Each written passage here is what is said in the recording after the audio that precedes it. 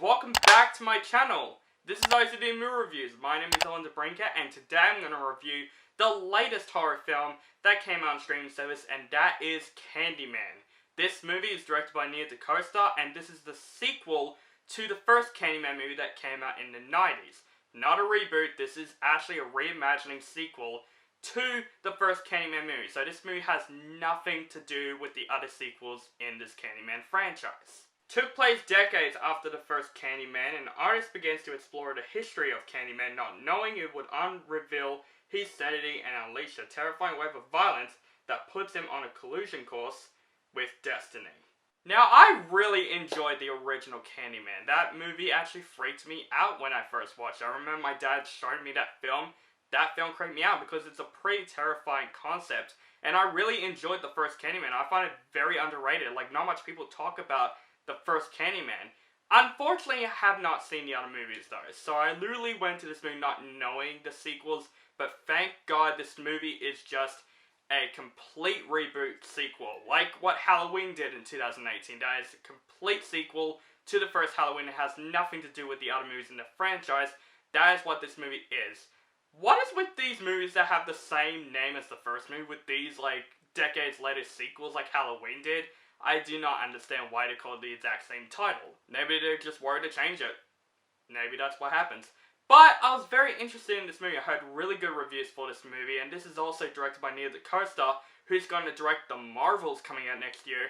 So this is a movie we can see what she has got. So I was actually really excited for this movie, and I enjoyed Candyman. It's not a perfect movie by any means. I don't think it's the best horror film like everyone said it is this year. I do think there are movies that are better than this, but I still enjoyed Candyman. It's definitely one of the better horror films that came out this year, that is for sure, because horror movies haven't been that great so far this year. It's only been A Quiet Place and Malignant. Those two horror films really stood out with Candyman. I would say one of my biggest positives with this movie is absolutely the cinematography. Like, wow. I thought Malignant does some great cinematography. I think this movie topped it.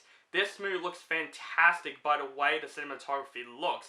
The kills in this movie, the way they use the kills in this movie, it's mostly off-screen at a couple stages, which could be a flaw, but the way Nia DaCosta directed this movie, it's really different. It's original. Like, some of the kills in the movie, the way you see in the film, are some of the most different kills I've seen in camera work, I would say. There are a lot of wide shots, there are a lot of distance shots, but you see what's happening at the exact same time, and I thought that's really, really unique.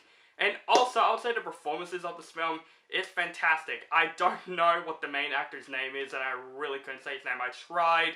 He's the guy from Aquaman. He plays Black Manta. Wasn't a fan of him in that movie. He did do a good performance in Aquaman, but his character wasn't really much treated. Hopefully he does better with the second Aquaman coming out next year. But he is good in this movie, though. He's the character we follow throughout this movie, and he's the character that basically you feel very intense by at the exact same time, because most of this movie is about him. It's not about the slasher killer Candyman. It's about him exploring the history of Candyman. And that's what I find interesting, that this movie is pretty different to other slasher killer movies I've ever seen. It's mostly a movie where you see slasher killers like kill people for most of the time, kind of like what 2018's Halloween did. But no, this movie is more of a mystery. It's more of a mystery knowing who this figure is and following the events also from the first movie. If you have not seen the first Candyman, you're probably going to go into this movie very confused, because you need to see the first Candyman movie, at least the first Candyman movie, to understand what's happening in this film. This film brings a lot of history of the story in the first movie, and I think the way, like, the movie progresses, the backstory and stuff, they use, like, cardboard, like, drawings. I don't know what they are. When you see this movie, you know what I'm talking about.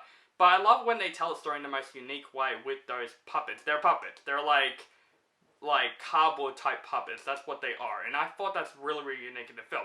And Todd also returning as Candyman from the original film. He really wasn't much in the film, because most of this film, as I said before, is a mystery film, but when you do see him, he is terrifying, and the kills in this movie are absolutely brutal. I really enjoy those in horror films, and this movie definitely delivered that.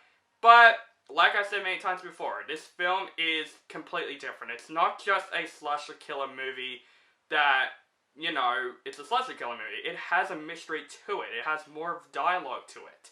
And I find it very, very interesting, But that could also be a flaw in the movie, because this movie is way too exposition based, and especially that this movie is 90 minutes long, the movie doesn't have as much time talking about what happens in the backstory and what happens in the history of Candyman. It kind of rushes itself, which made me wish that this movie could have been much more longer than it actually is. I wish this movie was like 2 hours long to give more exposition and explanation, because the exposition was a complete rush in this movie. Like, there's a lot of moments where I'm like, okay, I want to know that a lot more.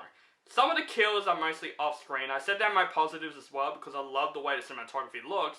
But at times where I'm like, okay, it really should show the brutality that Candyman does in the film. But I would say the ending of this film blew my mind. It's one of the most intense endings that I've seen, with Malignant also coming out this year.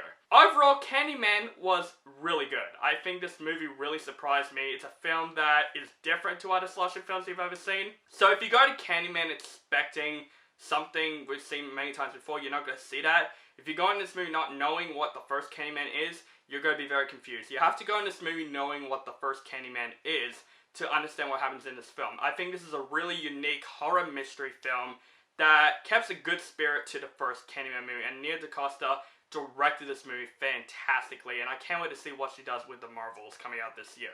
I'm going to give Candyman a B+. So guys, that is my review for Candyman. Let me know what you think of this movie in the comments below. Do you like the movie, hate the movie, or you thought it's okay? Just let me know that in the comments below. Make sure you guys follow me on social media links down below: Facebook, Stardust, Instagram, Twitter, and Letterboxd.